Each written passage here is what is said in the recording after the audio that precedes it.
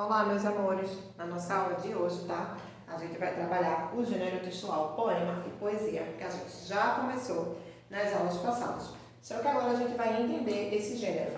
Para isso, quero que vocês abram o livro de vocês na página 31, tá? Livro 3, página 31, para a gente trabalhar esses gêneros textuais. Diz assim: ao ler e interpretar os poemas desta unidade, você conheceu e explorou as principais características desse gênero textual. Vamos lembrá-las e conhecer mais algumas?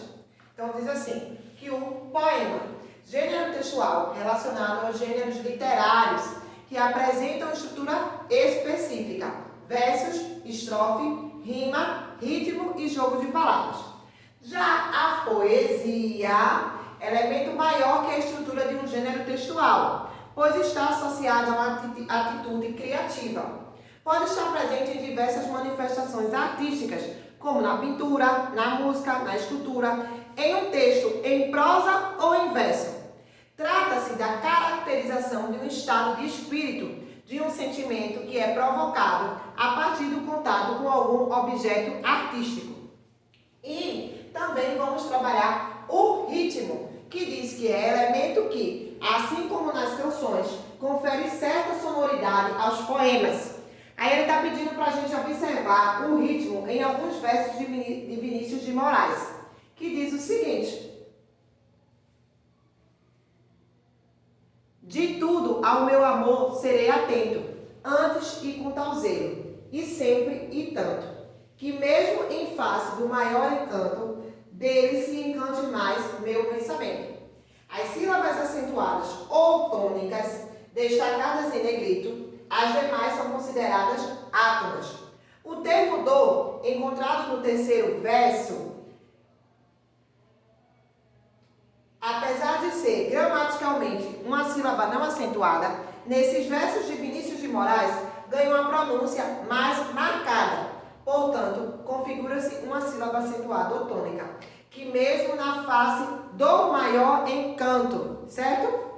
Ele vai trazer também as rimas, que é outro recurso muito utilizado na composição de um poema. Trata-se da semelhança de som existentes entre as palavras que formam os versos. Ela pode acontecer no final dos versos, que é mais comum, sendo denominada de rima externa, ou no interior dos versos, constituindo a rima interna.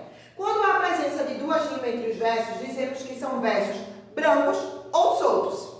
Quanto à posição da estrofe, feito a gente viu na aula passada, as rimas podem receber as denominações a seguir, que são as alternadas ou cruzadas. Apresentam-se alternamente seguindo o esquema AB-AB. Então vamos aí para o poema, tá? Minha desgraça não é ser poeta, nem na terra de amor não ter o eco. É meu anjo de Deus, o meu planeta. Trata-se como trata-se um boneco. Álvares de Azevedo. Então, eta, poeta, combina com planeta. Eco combina com boneco. Então, o esquema AB está aí nas rimas alternadas ou cruzadas. Aí ele vem trazer na página 32. Rimas emparelhadas ou paralelas. Combinam-se de duas em duas, seguindo o esquema AABB. Vagueio campos noturnos, muros saturnos, paredes de solidão, sufocam minha canção. Ferreira Goulart. Noturnos e soturnos combinam, então AA. Solidão e canção combinam, BB. Então aí conseguimos ver as parelhadas ou emparelhadas ou parelhadas. Rimas interpoladas, intercaladas ou apostas. Apresentam-se em uma ordem oposta, seguindo o esquema A, B, B, A. Eu, filho do carbono e do amoníaco, monstro da escuridão e rutilância, sofro desde a epígênese da infância, a influência má dos signos zodíacos. Amoníaco e zodíaco combinam, então, está no primeiro verso e no último verso, A e A. Retulância e infância estão seguidos, B e B. É um poema de Augusto dos Anjos. Então, aqui vimos as interpoladas ou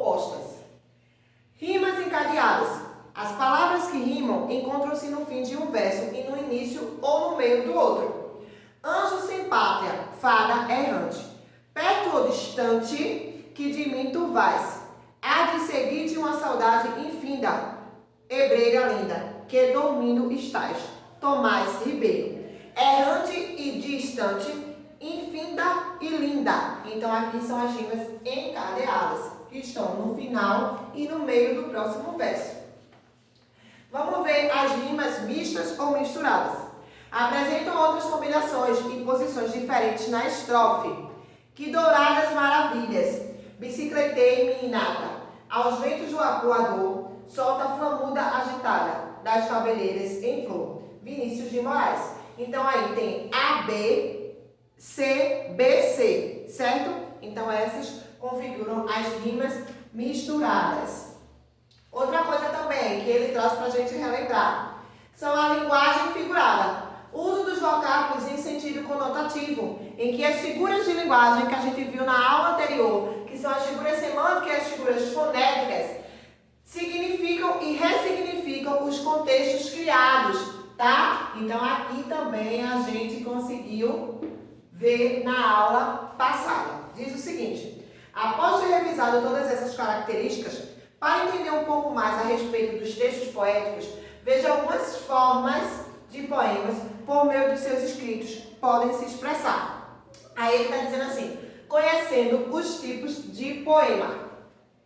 Na maior parte das produções poéticas, os versos são livres, isto é, não há preocupação com rimas, nem com o número de versos ou de estrofes. No entanto, há algumas formas fixas de poemas que chamam a atenção, também por sua composição visual. A seguir, apresentamos alguns exemplos para que você possa perceber como a produção poética pode ser intensa, expressiva e variável. Aí ele está pedindo para a gente prestar atenção nas definições, certo?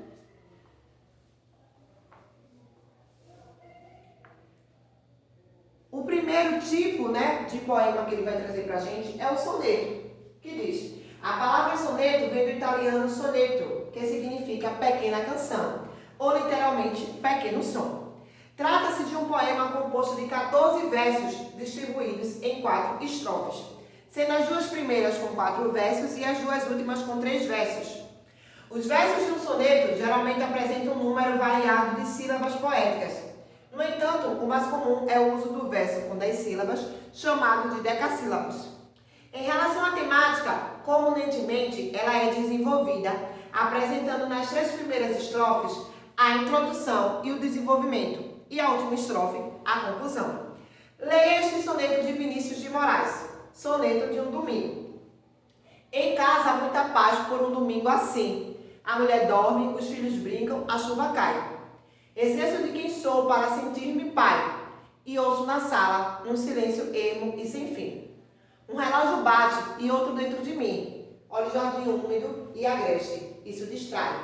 Ver o feroz florir mesmo onde o sol não vai, a despeito do vento e da terra que é ruim. Na verdade, é o infinito essa casa pequena, que me amortalha o sonho e abriga desventura. E a mão de uma mulher fez simples, pura e amena. Deus, que és Pai como eu, e as estimas porventura. Quando for minha vez, dai-me que eu vá sem pena, levando apenas esse pouco que não dura. Vinícius de Moraes, livro de sonetos.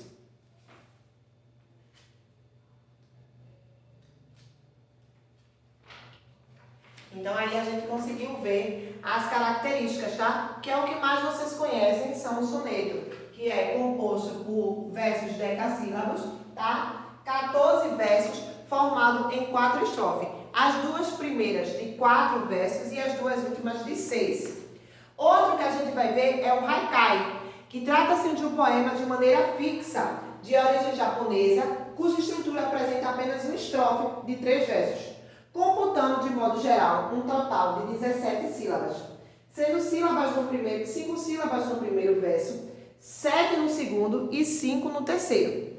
A linguagem empregada nos haikais é geralmente simples. Além disso, é um tipo de poema que costuma não ter título nem rima, cuja temática centra-se na apreciação da vida cotidiana, dos fenômenos naturais e dos fatos relacionados ao tempo presente.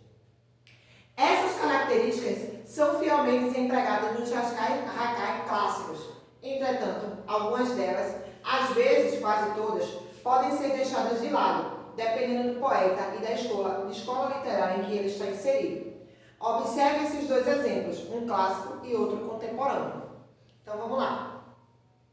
O texto 1 diz o seguinte: o pequeno córrego se esconde sobre o capim, o outro fenece, outono chirão. Já no texto 2, ele diz assim: o mar, o azul, o sábado. Liguei para o céu, mas dava sempre ocupado. Paulo Leismich. Então, quem é Paulo Leismich? Foi poeta, escritor, tradutor, crítico literário e professor. Sua poesia foi construída sem um compromisso formal de outros autores.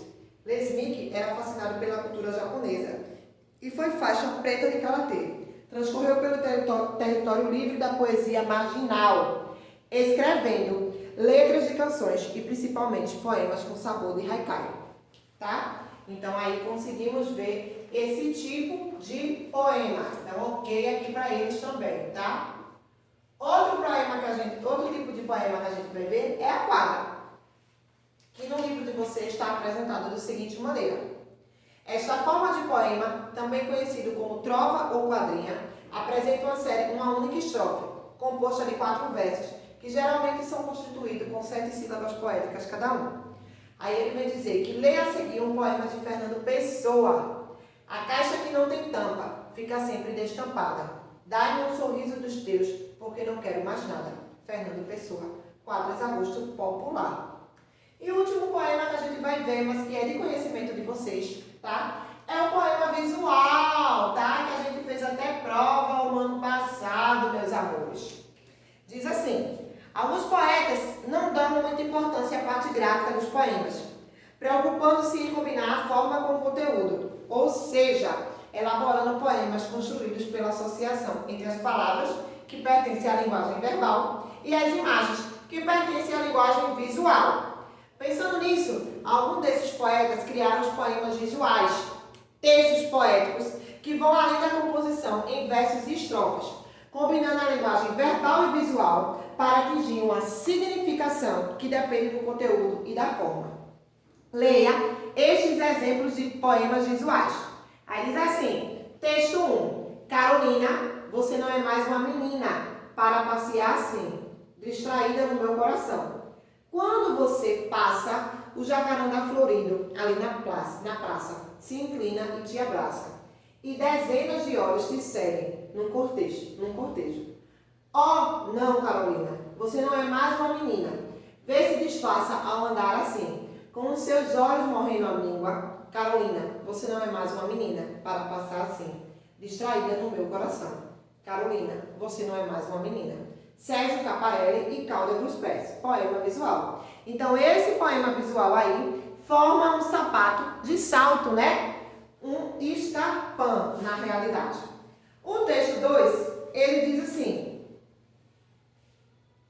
eu, tu, ele, eu, tu, ele, nós, vós, eles. Também é um poema de Sérgio Caparelli e Cláudia Grumis, que forma os pronomes. Só que o eu e o tu contrapondo, tá? Então, o que eu quero que vocês passem lá para a página 38, na questão de atividades, o Maxi Desafio, certo? No ao vivo, a gente vai fazer essa correção. Quero ver como está o conhecimento de vocês. Na página 39, diz assim: você aprendeu. Nesta unidade, você entrou em contato por meio de textos, de exemplos e da definição de alguns conceitos, com informações que contribuirão para a sua aprendizagem e para seu crescimento intelectual e pessoal. Agora é hora de sintetizar esses conceitos. Para isso, leia os esquemas a seguir e verifique se você precisa rever alguns tópicos. Aí ele traz o primeiro: poesia e rima, poema, né? Ele diz poesia, rima, ritmo e linguagem figurada. Aí ele está pedindo para a gente diferenciar poesia, poema de poesia. Então vocês vão botar aí. Poema é um gênero textual. Poema é um gênero textual relacionando aos gêneros literários. relacionado aos gêneros literários, que apresentam estrutura específica, que apresenta uma estrutura específica. Versos, estrofe, rima, ritmo e jogo de palavras.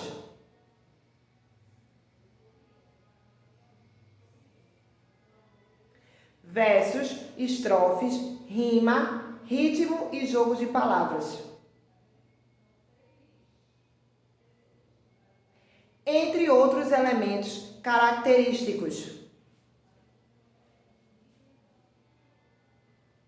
Entre outros elementos característicos. Já a poesia é um elemento maior que a estrutura. Já a poesia é um elemento maior que a estrutura de um gênero textual, pois está associado a uma atividade criativa. Pois está associado a uma atividade criativa. Ela pode estar presente em diversas manifestações artísticas.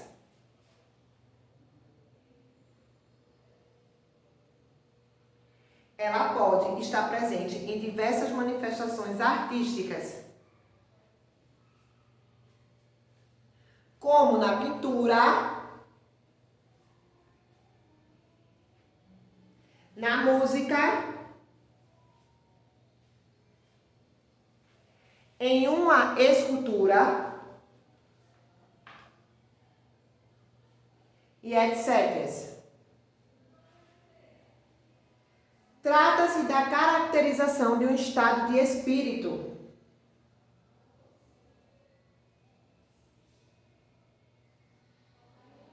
Trata-se da caracterização de um estado de espírito. De um sentimento. De um sentimento.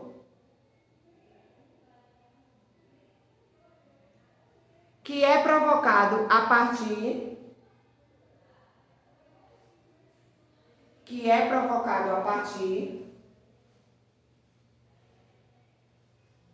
do contato com algum objeto artístico.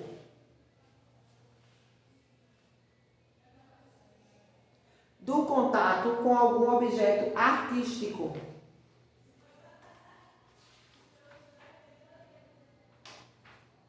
Então, ficou assim, diferenciando poema de poesia. Poema é um gênero textual relacionado aos gêneros literários, que apresentam estrutura específica, versos, estrofes, rima, ritmo, jogo de palavras, entre outros elementos característicos. Já a poesia é um elemento maior que a estrutura de um gênero textual, pois está associada a uma atividade criativa. Ela pode estar presente em diversas manifestações artísticas, como na pintura, na música, em uma escultura. Trata-se da caracterização de um estado de espírito, de um sentimento que é provocado a partir do contato com algum objeto artístico. Na página 39, para continuar o que a gente aprendeu, diz o seguinte: associe ritmo para o número 1 e rima para o número 2 aos conceitos apresentados. Então, vocês vão botar: recurso muito utilizado na composição de um poema. Trata-se da semelhança de sons existentes entre as palavras que formam os versos. Então, aí é a rima, número 2 no primeiro quadrinho.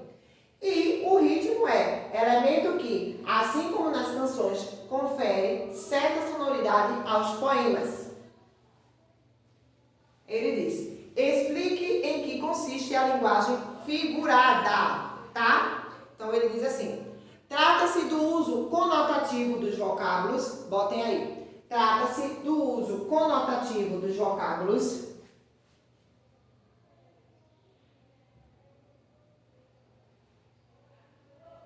em que as figuras de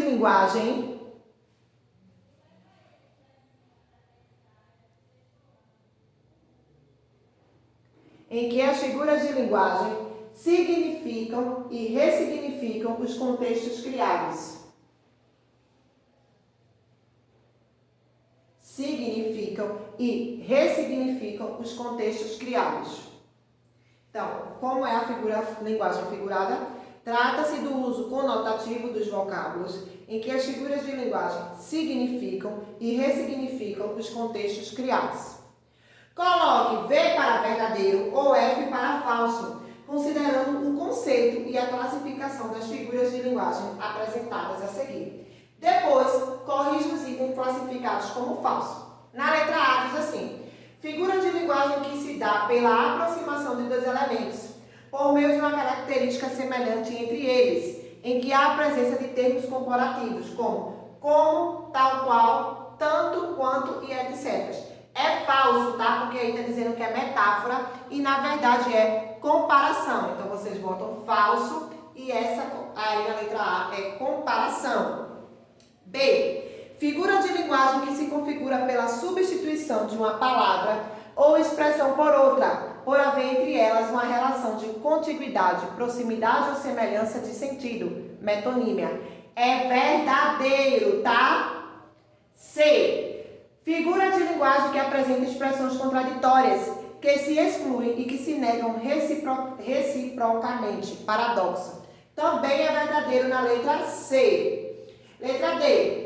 Figura de linguagem que há a tentativa de suavizar uma informação desagradável por meio de palavras ou expressões mais polidas e delicadas. Hipérbole é falso, tá, gente? Isso aí corresponde ao eufemismo. Letra D é falso e é o eufemismo. Letra E. Figura de linguagem que consiste na repetição de sons consonantais, iguais ou semelhantes. Aliteração. Verdadeiro. Então, assim, concluímos, tá? O capítulo 1 do livro 3, desculpem. Vou marcar ao vivo para a gente fazer as correções e tirar as possíveis dúvidas de vocês. Não esqueçam, tá, gente, de tirar a foto das atividades e me mandar no WhatsApp. Isso conta para nota e para a presença de vocês. Certo, meus amores? Beijos e até a próxima aula.